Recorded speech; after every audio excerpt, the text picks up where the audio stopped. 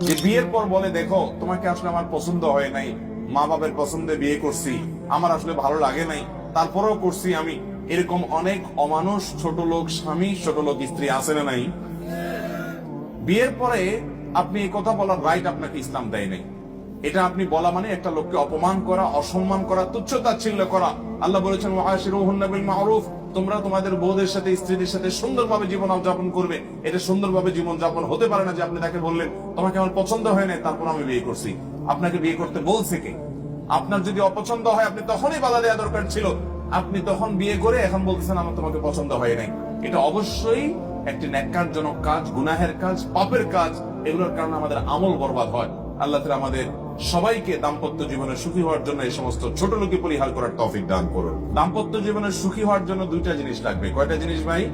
একটা হলো সবর, আর একটা হলো শুকর। একটা হলো সবর, আর একটা হলো আপনি যার সাথে জীবন যাপন করছেন, সংসার করছেন, তার কিছু ভুলভাল দেখছেন, সবর করবেন।